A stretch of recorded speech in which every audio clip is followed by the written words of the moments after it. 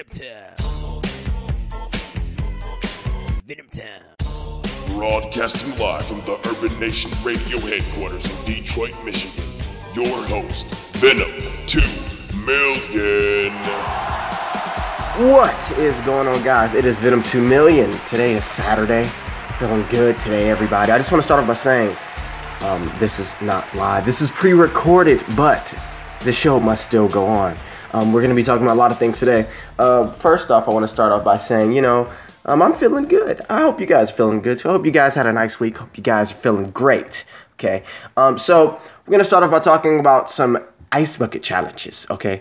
I did the ice bucket challenge along with several other people. Thousands of people have done the ice bucket challenge from across the globe, from across the net. Everybody's been doing this ice bucket challenge, having a great time. I got challenged by Spectacular Spider on Instagram, and I did it. Oh, I did it. If you didn't see it, that description is where I was saying that description like this is a video, but my YouTube channel is where you will find it. The ALS ice bucket challenge, and a lot of money is being raised too. A lot of awareness. A lot of people know about it. Some people don't. They just know, oh, throwing water on myself, and they don't know why. But at least the words ALS, they're out there, so people understand somewhat, I guess. Yes, but anyway. On to some other stuff. We're going to start off by talking about some Spider-Man goodness. So, Mark Webb has officially confirmed that Mysterio and Kraven are the ones that he wants to be in the Sinister Six. So, at that last scene in the Amazing Spider-Man 2, when the credits were happening and there were various figures appearing, right? There was Rhino's horn, Green Goblin's glider, Dr. Octopus's tentacles, and Vulture's wings. There were two things that were very inconspicuous. Even though I figured them, I had an idea who they were. The first one was this cat-looking figure. The second one was this mask with smoke coming out of it. I immediately thought of Kraven for the cat-looking thing and Mysterio for the smoke coming out of it. Now, it was like so much. People were like, no, it's not Mysterio. It's Chameleon because of the mask. And I'm like, I think it's Mysterio because of the smoke. But yeah, so Mark Webb, he's confirmed that those two characters, he doesn't know if they will be in the Sinister Six, but he wants them to be, are Mysterio, that's Mysterio's mask, and he says that that cat-looking thing is not a cat-looking thing at all. Guess what it is? They say that it's a spear. It is Kraven's spear. Now this is it was, I could understand some people not seeing it. I could understand that, but I just had a feeling it would be Mysterio because of Mysterio being able to really messed with Peter in terms of his parents and Gwen. But I did also, before the Amazing Spider-Man 2 came out, I always was thinking about Chameleon. Like, they could use Chameleon and have Chameleon really mess with Peter because of the fact that Chameleon, could dress up as his dad or something, or create some androids or something. But I think that Mysterio is a character that could really do that and be a lot more effective in comparison to Chameleon, because he can create androids and special effects and a whole bunch of things that can really mess with Peter. So that's interesting. So yeah, I'm really excited to see more. The Amazing Spider-Man 2, the reason why we all know this is because the Amazing Spider-Man 2 has come out on Blu-ray, and the Target, if you buy your Amazing Spider-Man 2 copy from Target, the fancy place Target, then you will in fact get this bonus disc that has the Sinister Six stuff on it. So that's pretty neat. Yes.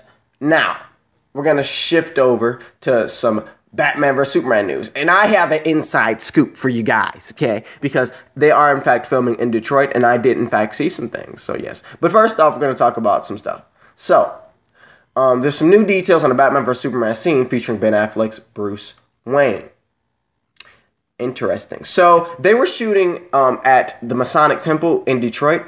Now, the Masonic Temple is this huge theater, basically. So it's used for reception halls, weddings, all that stuff. But it's a theater, and they have a lot of performances there and everything. Yeah. So they said that they were filming there, and for the movie, a large kitchen in the building was transformed into what is described as an underground MMA fighting arena and bar.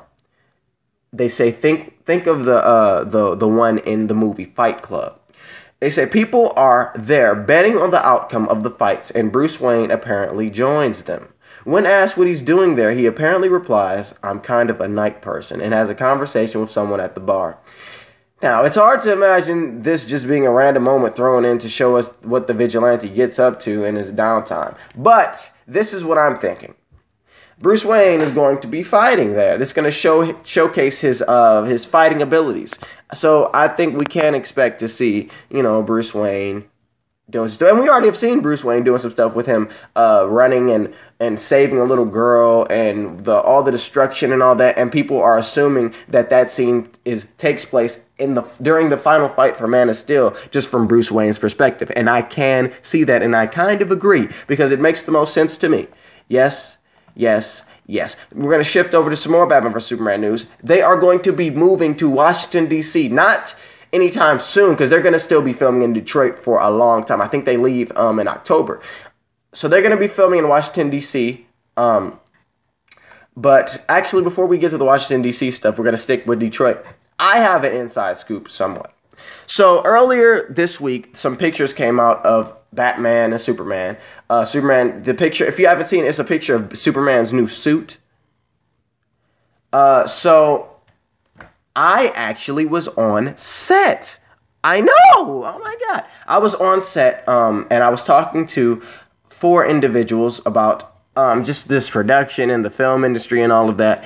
And that was when I learned that Bruce Wayne and Henry Cavill, Superman, Clark Kent were there. Now, I don't know what they were doing there. They were filming inside of the building. So I was thinking perhaps this is like it was Lex Luthor talking about, so I don't know, but they were filming inside. That's the inside scoop. They were filming inside. Yeah, and they're going to be filming on my street later on this. Is it this month or next month? I don't know, but they're going to be filming it. I can't wait. Now we're going to go back to Washington, D.C. So, Batman vs. Superman is going to take place outside of Metropolis and Gotham, and it's going to be in Washington, D.C. Now, we don't really know why, but they have apparently some details about what they describe as a major action scene that was shot in a studio last month in Detroit. I'm assuming this is that in that scene is kind of where we saw the huge Superman statue. If you guys don't remember that, it was a huge Superman statue. Like, the arm was huge. It was the size of a room. Anyway, so they said that in this movie, we'll see Superman visiting the United States Capitol building in Washington, D.C. to answer for his role in the destruction of Metropolis in Man of Steel. Apparently, half the public blames him for all of the death, as they believe that General Zod would have never invaded Earth if it wasn't for Superman being here. What is most interesting about this is hearing that there will be a major action scene. So they're going to, in this thing, when he's talking to the people in the Capitol building, it's going to turn into a major action scene. Perhaps with Doomsday, perhaps with Metallo. There was a picture of a guy, and he had on some socks, like some green socks, and they were long, right? They were like they were like leggings, basically, came up to his knees. Now, people are trying to figure out, who is he going to play? Some people were assuming Flash because of the green socks or leggings. Now, I don't understand why Flash? When Flash is running, sure, but, are they going to do the Roadrunner effect to him? I saw that in a video, somebody said that. It was what are they going to be like, Roadrunner? But, for real, if it's green leggings, why would you assume Flash? I don't understand. But there's some talk saying maybe he's Metallo. because maybe he's a cyborg, so those are cybernetic legs, cybernetic limbs, or whatever like that. So that could be it. Metallo, perhaps. I don't know. We don't really know who the villain is yet. I was under the impression that it would be Batman for a while. Then it's going to shift to another person, Lex Luthor or whoever. But we don't know. So it could be Metallo. It could be Doomsday. We're not sure. I'm going to guess Metallo, though, not Doomsday. Because Doomsday, I think it's a little bit too early to introduce him, especially with Justice League coming up, possibly as the next movie. So, yeah, I think it'll be Metallo being created by Lex Luthor. Bruce Wayne and Clark Kent, Superman, having to come together to fight Metallo. Yes. After Batman gets his butt beat. Yes, I went there again. Now we're going to go over to some more some Mission Impossible stuff. This is really bland. But they started filming Mission Impossible 5 in Vienna, Austria. So, yes, that's about it. They started filming. There's a pictures of Tom Cruise. Yes, I like the Mission Impossible series. I have not seen the first and second one, which is strange, but I saw 3, 4. So, yeah, they have some, I think, a video as well talking about something. Oh, no, it's a video with them doing the ALS Ice Bucket Challenge. So, yes, and they were challenged. Tom Cruise and Chris McCrory, they did the Ice Bucket Challenge, and they were challenged by Hugh Jackman, who is Wolverine. Yeah. So now we're going to shift over to some good old-fashioned Harry Potter news. Now, I love Harry Potter, in case you didn't know. I am a Harry Potter fan. I love me some Harry Potter. The franchise was amazing. It was amazing. It made me so happy. It made me so dandy. It made me so great. I loved it. I loved it. With the last movie, I almost cried. I didn't cry, though. But I almost cried because I was like, it's over. I was sad. But God willing, there is going to be a spinoff. I'm so happy. There's a spinoff franchise that's going to start, and it's going to be based off of the book in the movie, in the books. There was a book in the books by what's his name? Yeet Scamander? Not Yeet. Oh goodness, I don't know his name. Newt Scamander. Newt Scamander. That's who it was. He wrote a book in the universe, not in real life, but in the Harry Potter universe. He wrote a book called Fantastic Beasts and Where to Find Them, and they're making a spinoff. And the news about this is that the director of the final 4 Harry Potter movies, the director of the final 4 Harry Potter movies, he may direct Fantastic Beasts and Where to Find Them. Now, currently, he's working on Tarzan, which is going to be a live-action film. But they're saying that once he gets done with that, he may come over and work on and direct Fantastic Beasts and Where to Find Them. Now, they're still in pre-production for this film. I believe J.K. Rowling, who is the writer of the Harry Potter books, she has not even completed the scripts. So we don't really know just how far along they are in pre-production, but we know that they are in pre-production. They haven't even found Newt Scamander yet. So Warner Brothers, you can cast me. I'll be Newt Scamander. But yeah, they haven't even found him yet. So this is what J.K. Rowling has said about this trilogy. This is what they said. They said that, she says that, although it will be set in the worldwide community of witches and wizards, where I was so happy for 17 years, Fantastic Beasts and Where to Find Them is neither a prequel nor a sequel to the Harry Potter series, but an extension to the wizarding world. So yes, it's not going to really play into Harry Potter, but it's going to be within that same universe. So they have, like I said, they have not found Newt Scamander, but they're looking for someone in their early 20s. Now, about David Yates returning, I think he's cool. He made The Order of the Phoenix, the Goblet of Fire, or Order of the Phoenix, and was Half-Blood Prince and Deathly Hallows. Oh, there's 2 Deathly Hallows, so I don't know if he directed to the both. I don't know, but I like Harry Potter, whatever show. I want me Harry Potter. I want this movie. I want it because, man, good golly, oh molly, oh goodness. Please, please, please bring out the Harry Potter. Just bring me some more Harry Potter. Bring me some more. Chris Pratt, he went to a hospital. He visited kids' hospitals as Star-Lord, which is awesome. Chris Pratt is just a really cool guy. You know, he's really cool. He's Emmett from the Lego movie. He's Star-Lord. He's awesome. Ah, man. Now, some more movie stuff. This is about talking about Teenage Mutant Ninja Turtles. Anyway, Teenage Mutant Ninja Turtles, the filmmakers, they were discussing the inspiration for the film and some sequels. It's kind of a good read, I guess. You know, I don't know. Like I said, the film was good, but I don't know. I guess I'm looking forward to the next one. It's supposed to come out 2016.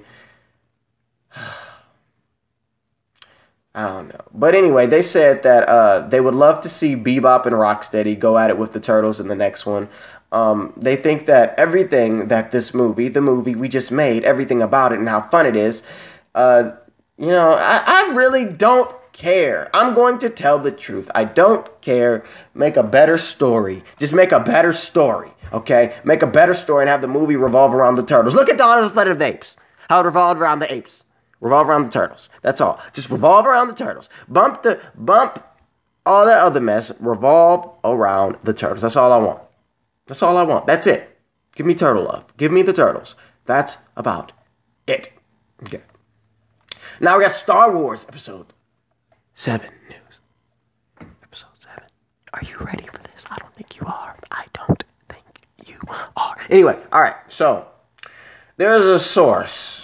From Latino Review, you know, they're 50-50. They're always right or they're always wrong. It's not always, but it's like cut in half. Sometimes they're right, sometimes they're wrong. One of the times they were right was when they talked about the Oscorp building supposedly being in the Avengers movie. And they were going to do that. They were going to have that in the Avengers film. Because they were going to tie the Amazing Spider-Man franchise to the MCU, but Sony decided they wanted to do their own thing, and due to scheduling issues, they couldn't finish it, and with the death of one of the visual effects guys over at Marvel, it just really couldn't be done, so Sony was like, you know what, we're going to do our own thing, whatever. But that was one thing Latino Review got right. So, Latino Review has some information about Star Wars 7. Take this as you will. They say that my source told me that the Emperor 100% will appear in Star Wars Episode 7 and 8. Don't look for confirmations from this from Ian McDermott because he's not portraying the Emperor this time. Will this big bad resemble the craggy old man of Return of the Jedi? Now that is the question. So, I don't know what to say.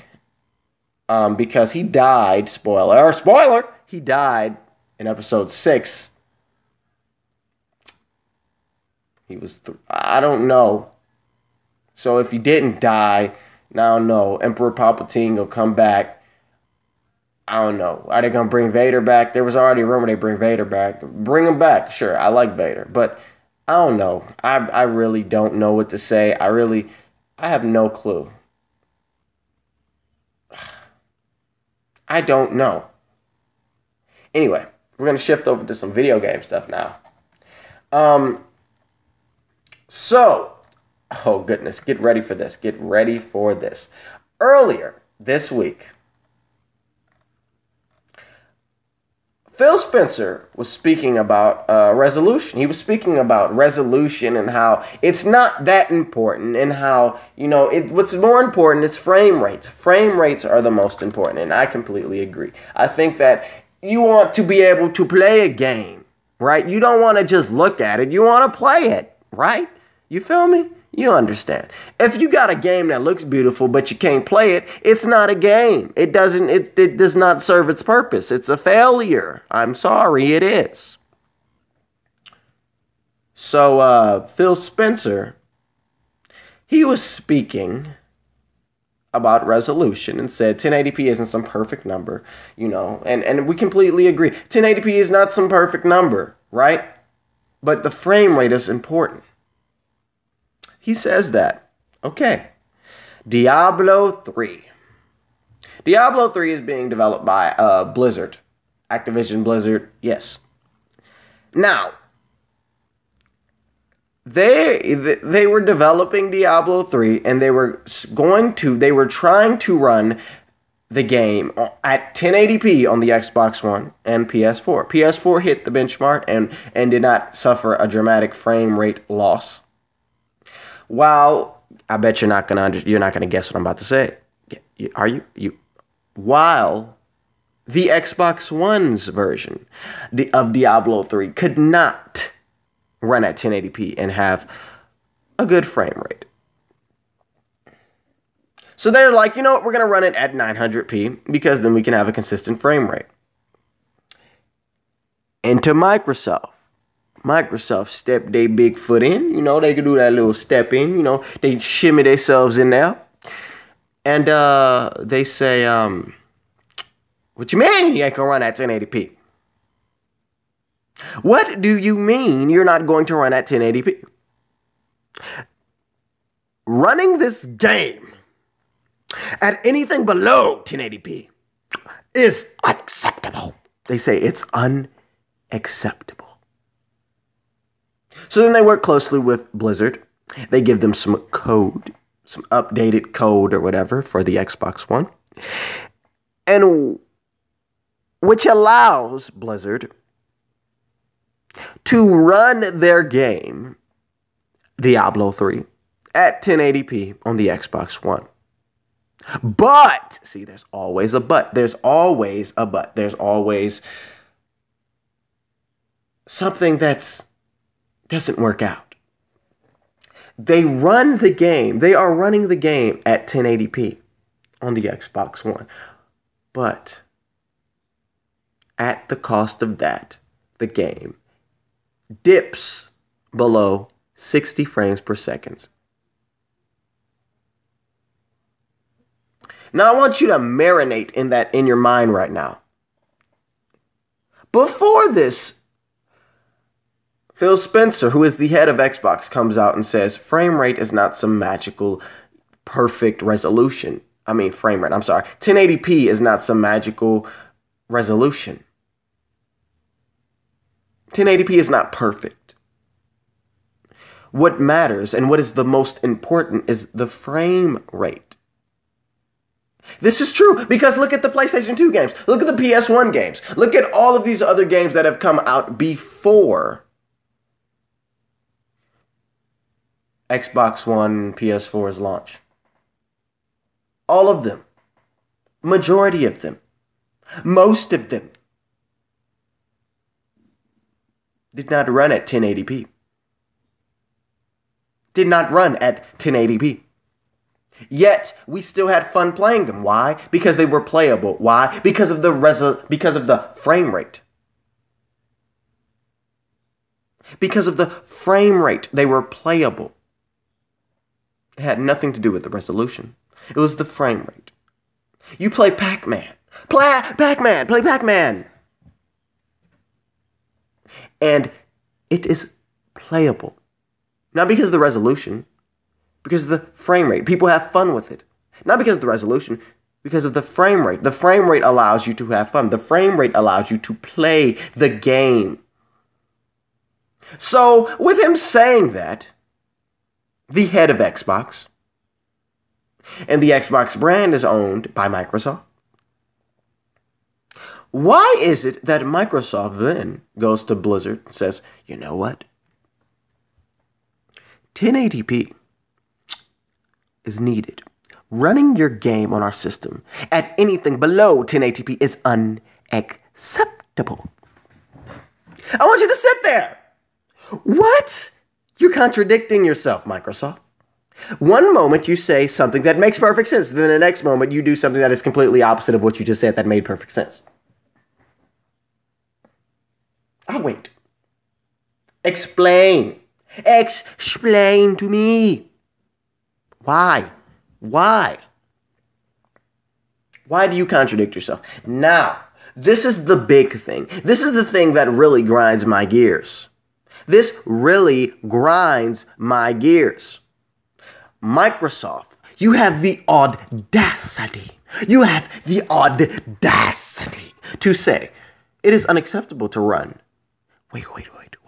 It is unacceptable for your game to run at anything below 1080p on our system. You have the audacity to say that to Blizzard, to Activision, to the developers of a game? Yet you produce a system in which they cannot make a game that will run, that will allow. You make a system that is incapable of allowing the developers to run their game at 1080p with a smooth frame rate. How on earth? Where is this? What? You can't say something is unacceptable when you the one that made something that wasn't that was just not acceptable. You the what? What the what? That's like me going outside and saying, and it's raining, and me saying, "Whoa, I'm getting wet." I went outside. Of course I'm getting wet when it's raining, because it's raining, and I went outside. Whoa, this water's wet. Come on now. You can't say something like you making your game anything below 1080p is unacceptable when you're the ones that made the system in which the developers are incapable of making the game at 1080p and it running at a nice frame rate. You can't do that. You can't. Now, granted, I understand Microsoft. You're in this pickle. You're in this predicament because you made this system in which, your games can't run at 1080p, without a good frame rate. And a lot of games so far have been coming out and they've just been suffering because of this. You see a game on PS4, it's running at 1080p. You see a game on the Xbox One, it's running at 720p, 900p, 792p, right? Right. I understand. You had a system that was $500 and it performed worse than the system that was $4. I understand completely. So you want to try to, get that, push it out the way. Try to, no, we're 1080p too. Please don't leave. Please buy our system. We 1080p. I understand, Microsoft, that's what you want to do. But guess what, bruh? If you want 1080p on your system, you should have had that into a mind. You should have had that. You should have taken that into account when you were producing the system, when you were making the system. Because now, guess what? It is too late. It is too late. I'm sorry. Your system will suffer. It will suffer. I'm not talking about in terms of sales. I'm talking about in terms of hardware, in terms of the power of the system. Your system is going to be inferior to the PlayStation 4. Forever. Forever. Forever. The Xbox One in its current form will forever be inferior on a hardware level to the PlayStation 4. And you're going to have to deal with it. Because you decided, you know what? The Kinect is so dang cool. We're going to put the Kinect in every system, and we're going to have some of the GPU go towards the Kinect. And you know what? Because of the price of this Kinect, we can't have this expensive system. So we're going to, get a cheaper graphics card. Get a lower end graphics card. And that way, we can have the Kinect with it. And it will be a price that's not too high. Not too high. We're gonna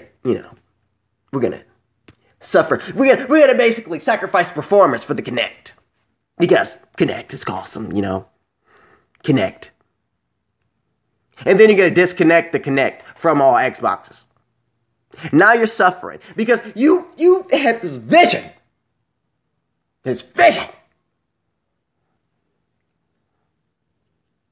And at the cost of your vision,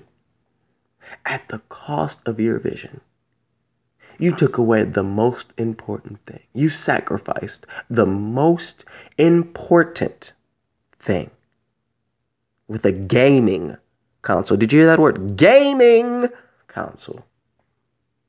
Sacrifice the one thing that is the most important. The hardware. The hardware. So now you will suffer. You will be known as the Xbox 720p, the Xbox inferior to the PlayStation 4 in terms of hardware. You will be known as that because you are. Granted, you're not 50% less powerful than the PlayStation 4. That's just fewy. That's not right. That's wrong. That's not true. The PS4 is not 50% more powerful than the Xbox One. But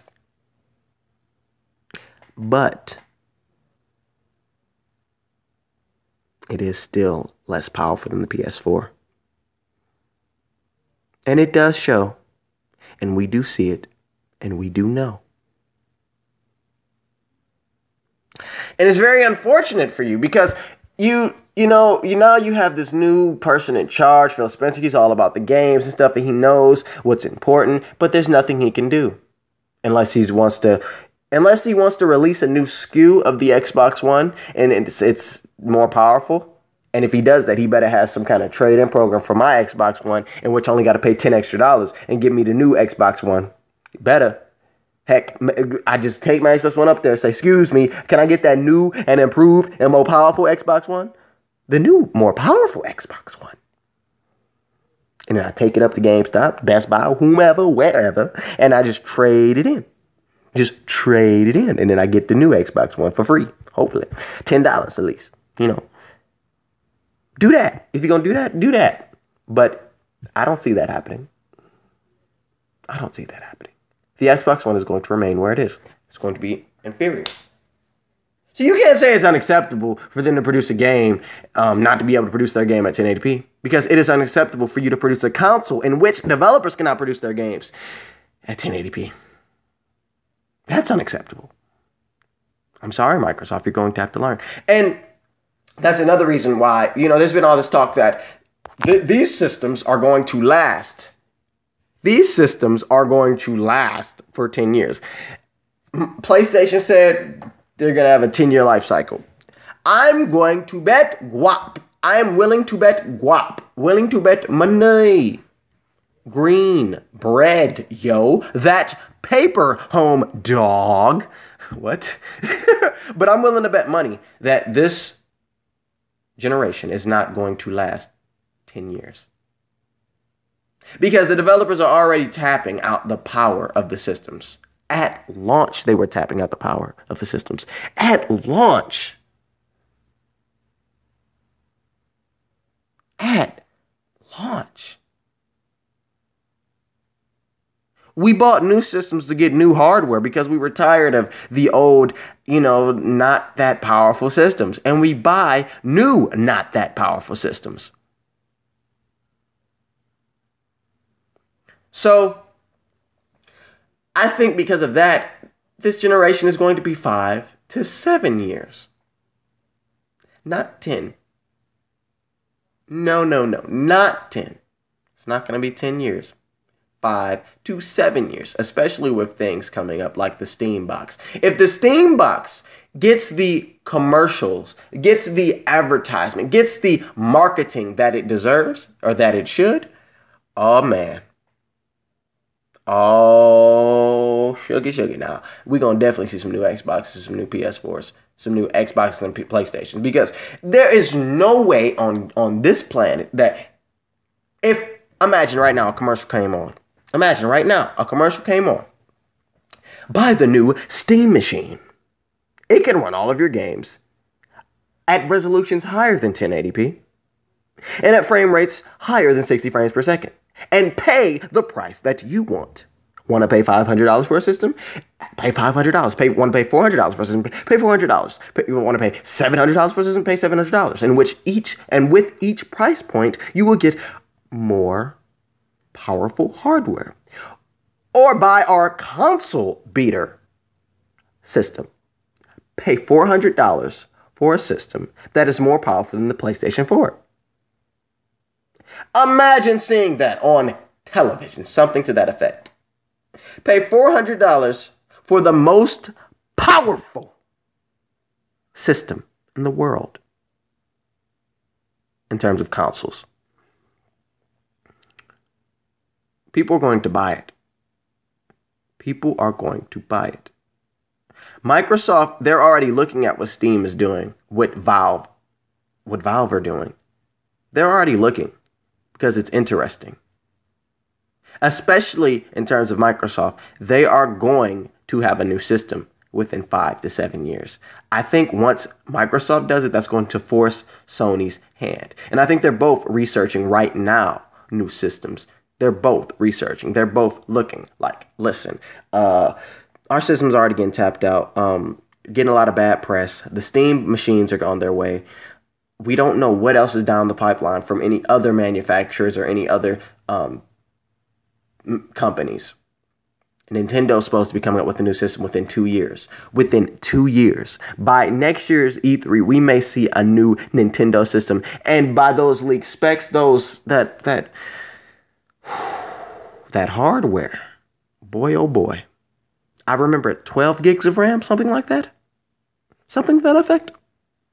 That Nintendo system will be way beyond the PlayStation 4.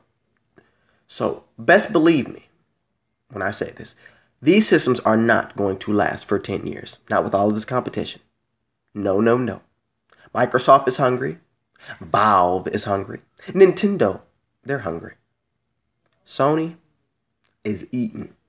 They eating right now. As soon as they get done with that plate, move on to the next one. Who is going to get it? What? Are you confused right now by that? Because I was like, what? But yeah, for real though, it's going to last at least 5 years. And I believe at the most 7. We're not going to get a 10-year console life cycle. Not this time. Yeah. Very interesting, right? Very interesting. So that's really all I have to say about that. And there was some articles that were coming up last week talking about the next Xbox going to be super powerful and the PlayStation 5 going to be this and that. And I'm telling you right now, these next systems are going to be powerful because these companies know now that we are not that dumb. They know that to us 1080p means a lot. You don't see what I'm like making a funny face like, yeah, sure it does. 1080p means a lot. So they're going to make systems that need to hit 1080p. And what's so interesting is that these systems can't even hit 1080p within the next 2 to 3 years, we're going to be 4K'd up. 4K is going to be the new thing. These systems can't even hit 1080p, something that has been the standard for the past 5 years. Can't even hit that. And 4K is on the way. Oh, best believe we about to get some new systems in 5 to 7 years. Best believe. Best believe. And these next systems are going to be powerful. In my opinion, they're going to be powerful. They better be. That's all I got to say about that. Enough said. Okay, so now we got some more. We got some rumors. Here it goes. Some rumors. All right. So there's a rumor going around that Grand Theft Auto 5 may have zombie DLC. Now, this is why we're saying that it may have DLC, because the official PlayStation Magazine has released a preview of next week's edition. And it's talking about zombie titles. One of the games mentioned on that list, well, I'll just read the list out to you. You got H1Z1, which is the new DayZ clone from Sony. You got The Walking Dead. And then it's got Resident Evil, Dying Light, which is the Dead Island-like game, but with parkour. And it has Grand Theft Auto 5. And it even has a question mark and an exclamation point, like Grand Theft Auto 5, like that. Grand Theft Auto 5, what? So that is leaving people to believe that there's going to be a Grand Theft Auto 5 DLC or something like that that's going to have zombies. And, you know, it probably will have zombies. There probably will be DLC. It'll probably be tied to Michael and his job. You know, he works at the studio, you know what I'm saying? So they may have that. I wouldn't be surprised. Would you? No, you wouldn't? Well, maybe you would. I don't know. And on the cover is Dead Island 2. I saw that Dead Island 2 gameplay, by the way. It looks like Dead Island with a filter. Some better graphics, so I'm excited about that. Oh, I'm about to buy me PlayStation 4. Not about to, but soon I'm going to get me a PlayStation 4. And this year for my birthday, I'm getting a PC. Can't wait to be playing all them great games on that PC. I'm going to join the Master Race. Best believe me, I'm going to join the Master Race. One thing I'm thinking about, though, with this Grand Theft Auto 5 DLC is, like, zombies. That could be really cool. Like I think about the Red Dead Redemption Undead Nightmare thing and how that was really cool. But in a city, that would be crazy. And would it be like, but I would want to play as like all three of the characters though. So if it was like a movie with like Michael say, hey, Franklin, Trevor, let's make a movie. Or maybe it would just be a dream or something like that. I don't know, but I want zombies in Grand Theft Auto 5 next gen, you feel me? About that next gen, Grand Theft Auto 5 as well. There's a rumor that it's been delayed because we haven't heard anything about it. A rumor that it has been delayed because we haven't heard a thing about it. Now, I think that if they were to delay Grand Theft Auto 5 for next gen, a lot of people would be disappointed, but not really surprised. We're kind of used to Rockstar doing whatever they want. We are. I mean, they just do whatever they want. Yeah, they come out Monday and be like, yeah, next week or Tuesday, gonna release a trailer. Peace. That's it. They don't say nothing else. Everybody be commenting, fiending, wait a trailer, I want to see it, please. You know, they don't say nothing. They don't do nothing. They do what they want to do. So I wouldn't be surprised, you know, if it did get delayed. I wouldn't be surprised if they came out Monday. Yep, Grand Theft Auto 5 next gen trailer. Here you go, releasing September, blah blah blah. I wouldn't be surprised at that either. I wouldn't be surprised if they said next week, yeah, Grand Theft Auto 5 next gen releasing digitally tomorrow. I wouldn't be surprised because they do whatever they want. Now delaying the game, I don't understand really why, because Rockstar, they come out with a game every year. There hasn't been a game this year yet. I don't understand why they would delay it, especially if it's really just going to look better. Like, that's it. It's just going to be a visual uphaul. So perhaps they have to work some coding or something like that. I don't know. I don't understand. I don't know what they doing. What else they doing? I mean, fixing little bugs, I guess. I don't know. Delaying it? I don't know, man. Rockstar working their own pace. We ain't even got heists yet. Where the heists at? We didn't even get that. So, I don't even know. They do what they want and do as they please because they are Rockstar looking at them bees' knees. You feel me? People are like, what? But yes. So zombies will be cool. I would appreciate it. I want it. Online, fix on, man, Grand Theft Auto 5 online need to be fixed. It needs to be fixed. I'm sorry, it's not even broken, but I want heist, man. I want to be able to customize my apartment, my house. I want to be able to do a lot more things. I want to be able to make my person look better. I want to be able to make my person buff. I want to be able to make my person skinny. I want to be able to make my person fat. I want to be able to make my person tall. I want to be able to make my person short. I want to make my person my own, man. We got strength, and strength don't even do nothing. How do you get your strength up? By hitting stuff? When there's a gym on the beach, and you can't even use the beach gym? What? Why? Why is it there? Why? Why can't I go to the gym and get buff? Why can't I learn different fighting styles? Why? Why? Why? I don't know. I have no clue. I can't tell you. You can't tell me. You should, though. You should. You should be able to do whatever you want. Man, you don't know how excited I was about Grand Theft Auto 5. I was super excited. And then came out, disappointment. I was expecting the missions to be like, I was expecting Grand Theft Auto Online to be just like single player, but online. It's going to be like missions on the map. You go to a place, do a cutscene, and you do your mission. No, it ain't like that, partner. Nah. But, oh well. I still like the game. I still appreciate it for what it is. I was expecting a bit more. And there's still room for improvement. They could still add some stuff. They could change it. They can completely relaunch Grand Theft Auto Online and they have everything that I just said. They could. Next gen. You know, heist. Make the heist sweet. I just want them a sweet heist.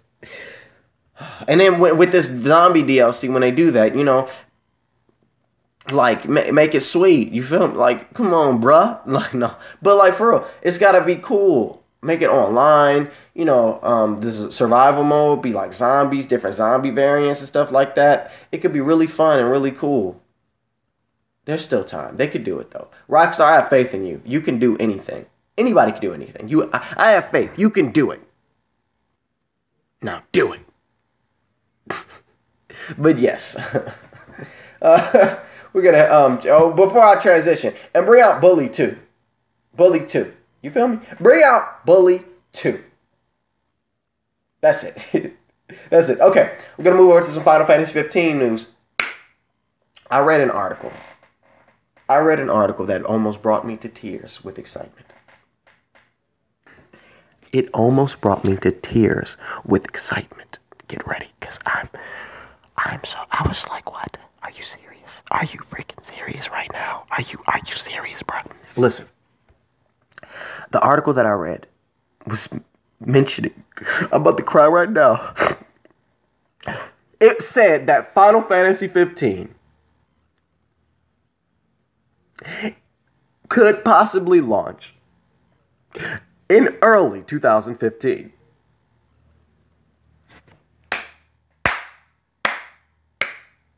It could launch in early 2015.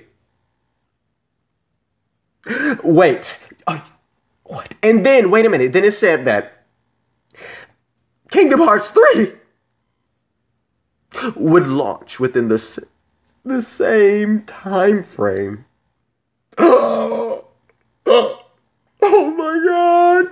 That would mean Final Fantasy 15 would launch in early 2015, and then at probably near the end of 2015, we would get Kingdom Hearts 3. Are you serious? Like, oh my gosh. Oh my goodness. And then what's so interesting is because what is so interesting is that Tetsuya Nomura said that he wants Kingdom Hearts 3 to come out, Kingdom Hearts game to come out every year. And they've been doing it so far with, I think it was 3DS, Kingdom Hearts Dream Drop Distance, then it was Final Mix 1.5, then 2.5 this year. Next year, we don't know. So it could be 3, or it could be Dream Drop Distance HD. Then 3. But I just want Kingdom Hearts 3, and I want Final Fantasy 15. Good God. Oh my good. That Final Fantasy 15 looks remarkable. It looks excellent. It looks beautiful. It looks immaculate. It looks fantastic. It looks exquisite. It is amazing. I just want the game. And then bring us more news about it. Give us information. Tell us more about it. Tell us more about Kingdom Hearts 3. I just want the game. Tokyo Game Show. Perhaps we will get some more info. Also, they were talking about Kingdom Hearts 1.5 and 2.5 and why they're not releasing on the Xbox 360. And they said that a lot more people are familiar with the franchise on the PlayStation. Now, this is the big thing. Okay, this is the big thing. These games are the first games. These are the games that came out before Kingdom Hearts 3. These are games, the first game, the second game, and the little prequels in between. So you would be introducing these people that are on the Xbox platform to the franchise. So why would you limit your games, these games that, by the way, are not sequels, are not new? Why would you limit the re-release of these games to a system that you assume people are on that have already played them? Why not try to open it up to those that you think have not? I'll wait. Exactly. The sense is not there. I do not understand. If you think people on the PlayStation have played these games before, why re-release the games only on the PlayStation? You have a potential new market of people. So why release the game to those that have already played it? I have no clue. I do not understand. I do not get it. I don't know. Especially when Kingdom Hearts 3, the third game. Now, this is a new game. The third game in the main franchise. Why release this game on a system in which you believe no one is familiar and no one has played said franchise before? I'll sit back and wait for your response. I'll wait. Well, then allow me to retort. I don't know. It makes no sense. You're going to release your game, your third game, the most anticipated game on the Xbox and the PlayStation 4. But before this, in recent time, before you release Kingdom Hearts 3 on the Xbox, you're going to release the first games, 1, 2, and those in between for the PlayStation? The sense, I don't understand. Why would you do that? Why would you do that? You already said that you believe people are more familiar with the franchise on the PlayStation. So why won't you release the games, the first game and the second game and those in between, the HD re-releases of these games on the platform in which you believe people have not played it? Especially when you're releasing the third game in the franchise on the system that you believe people have not played the previous games before. I don't understand. Why? Why would you do that? Why? It makes me a little bit angry because it makes no sense. Then they said that they do not plan to have a digital release of 1.5 and 2.5 for the PS4, nor the Xbox One.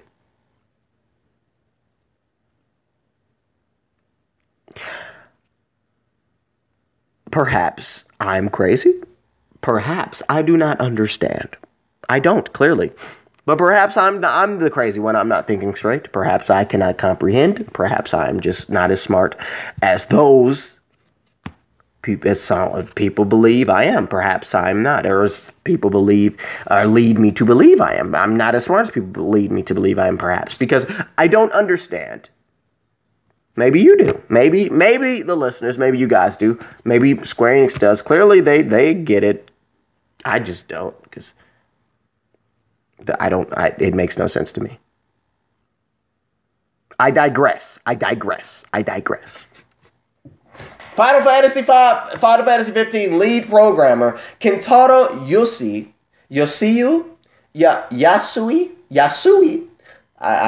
I completely apologize for I messed your name up. I'm sorry. Kentaro Yasui. I'm sorry. I apologize. He has left Square Enix, the lead programmer for Final Fantasy 15.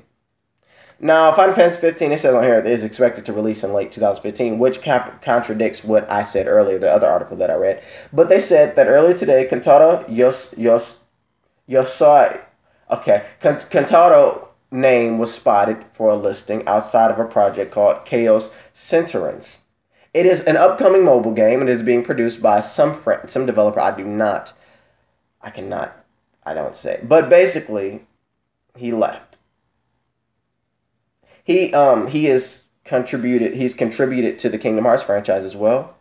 And he's left for Final Fantasy 15. He's left the Final Fantasy 15 development. He was the lead programmer. He left. Now, what does this mean? Now, whenever developers and people leave from franchises or from companies in which a big game is in development, a lot of people seem to panic. Like one of the lead designers on Halo left during Halo 4's development, like in the late of the Halo 4's development, Halo 4's development, yeah. It was like the year that the game was coming out, and about a few months before the release of the game, he left, and people started panicking. Same thing with Naughty Dog. Somebody left during the Last of Us development, and people began to panic. This is late in the development. This is the thing. He's a lead programmer.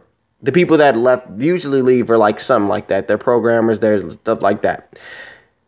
I'm going to assume that his job was already done. It's not really anything to squall about or get upset about or get worried about, because he already did what he was supposed to do, basically. We can assume that.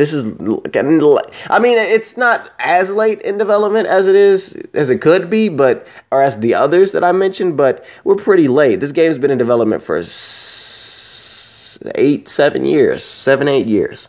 So we're pretty late in the development cycle. I'm sure that his job has already been done. He did what he needed to do. So there's not really any need to worry. No need to worry about it. Yeah. So, that's about it for the Final Fantasy 15. I'm just still a little bit riled up from that Kingdom Hearts information, because that's not fair. Anyway. All right, so earlier I was talking about Steam machines, and the low-end Steam machine beats the PS4 and Xbox in specs, features, performance, and price. This Steam machine, the low-end Steam machine, I believe is being called by it's the CyberPower PC. That's what it is. Yep, the CyberPower PC, and its CPU is more powerful. Its GPU is more powerful. The amount of RAM is the number of RAM is the same as the Xbox One, but it is faster and it has overclocking capabilities. And the CyberPower PC Steam machine is $500. And it is $100 more than the PS4. The same price as the Xbox One with the Kinect, or with the 1 terabyte hard drive for Call of Duty, with the Call of Duty Xbox, whatever. But it is much more powerful than the PS4 and the Xbox One. Much more powerful. Again, these systems are not going to be 10 years. It's not going to be a 10-year cycle for these systems. No. No. No,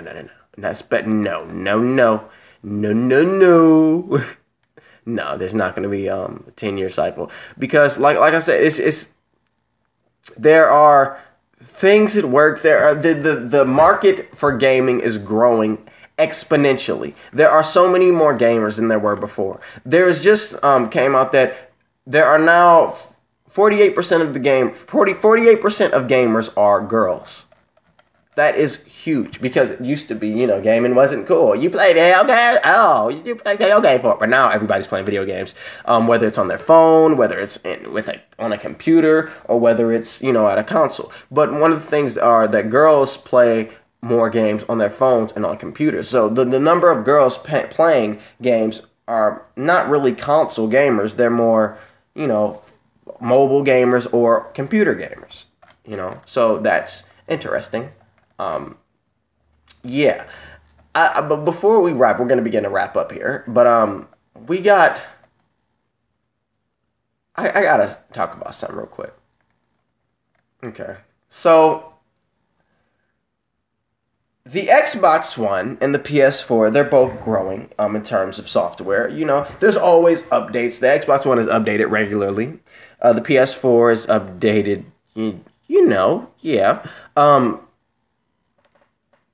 It's very odd to me how the Xbox One and the PS4 get these updates, and we're getting excited for things that we already have had, things that we had previously. It's very interesting, and it's actually kind of scary. We should have already had certain things. There should have been things that we already had, but we didn't, and we're getting excited about these things. It makes no sense how the Xbox One does not have voice messaging or picture messaging when the Xbox 360 had that. It makes no sense how these systems had to get a patch. The PS4 had to get a patch to allow for us to record gameplay via an external capturing device. The PS3 was like that, but it makes no sense how we need a patch for that. It makes no sense how these systems came out with features that were they came out without features that we already had on the previous systems. That makes no sense. It makes no sense. Where's the voice messaging on Xbox One? Where's the picture messaging? Where's new things like 15-second video messaging for both of these systems? Where is it? Where are they? Why is the party chat for both of these systems confined to 8 people? Why? Why? Why not more? Why not? When are we as consumers going to actually, get new things? When? Because it feels like we're paying money for the same thing. These games cannot run at high resolutions or at high frame rates. We paid $400, $500 for systems that are running a little bit above the previous systems. Why? Why? When are we going to get new things? I feel as if we're just being taken advantage of. I feel like it. And the fanboys, fanboys, they sit there, they defend for the, no, the Xbox is, no, the PlayStation 4, shut up, shut up. If we all, listen,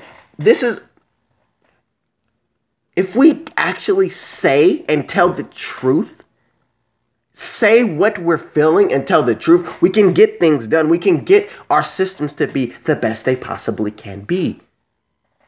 But if we damage control and we know the Xbox One is it's not 50% more powerful, PS4, no, it's the best.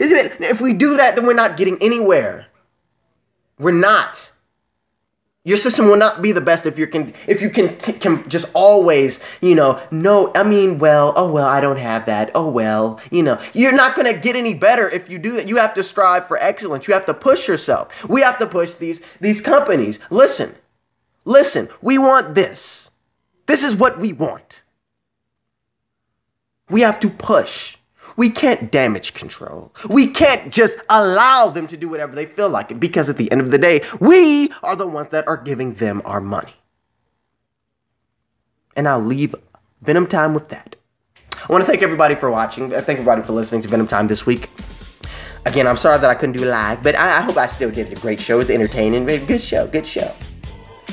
Make sure you guys check out my YouTube channel. It's Venom2Million. YouTube.com/Venom2Million. Twitter, Venom2Million. That's Venom2 MILLION. Facebook, Venom2Million. Check out all of the Urban Nation Radio's contact. All of our social network stuff, all of our social media things. Go to the Contact Us page. Follow us, like us, all of that stuff. Keep up to date for a lot of things. We're going to be at the Kim concert tomorrow. The Kim concert at is it Palmer Park? No, not that. We're gonna be at the Kim concert. Yes, I will be there. So if you live in Detroit, you can go by. Say hey to Urban Nation Radio. Woo! As always, thank you guys for listening. As always, thank you guys for watching. As always, thank you guys for tuning in. I love you all. I'm Venom2Million saying thank you for this great show. Sorry I couldn't do it live. Next week, stay tuned for more Venom Time on Urban Nation Radio. Peace, everybody. Peace. Have a good one, guys. Peace out. Peace out. I love doing that. Peace. Peace, guys. Have a good one. Venom Town. Venom Town.